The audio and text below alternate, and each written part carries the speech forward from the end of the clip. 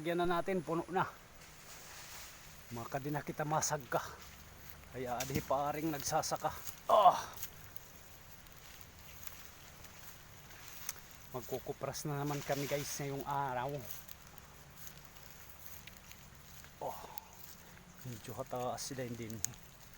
Kasi nakaka-exercise it pagsaka. Nahulatang talanay. Kaya tayo babangin kita mapuladong hinusa nga buteng. Nagtutigbaw yan to.